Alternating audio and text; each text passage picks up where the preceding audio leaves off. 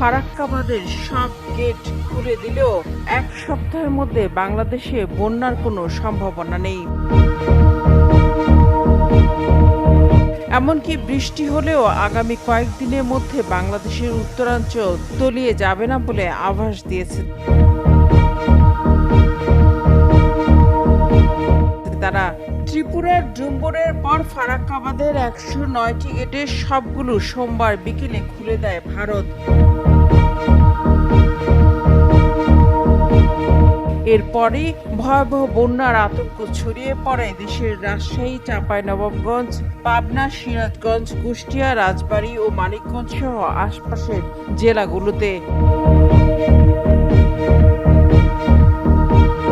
আবারও সামাজিক যোগাযোগ মাধ্যমে শুরু হয় তুমুল সমালোচনা।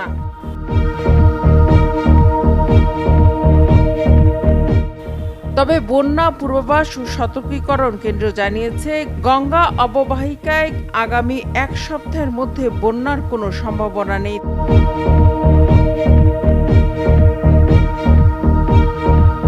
তারা বলছে, গেল ২৪ ঘন্টায় পদ্মা নদীর চাঁপাইনবাবগঞ্জ পয়েন্টে মাত্র ৭ সেন্টিমিটার পানি বৃদ্ধি পেয়েছে।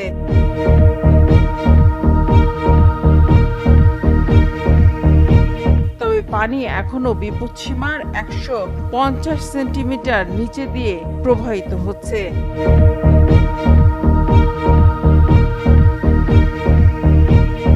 বাংলাদেশের আবহাওয়া কর্তৃপক্ষ বলছে, ফারাক্কার উজানে ভারতীয় অংশে এই মুহূর্তে বন্যা চলছে, কিন্তু আমাদের দেশে বন্যার আশঙ্কা এই মুহূর্তে নেই।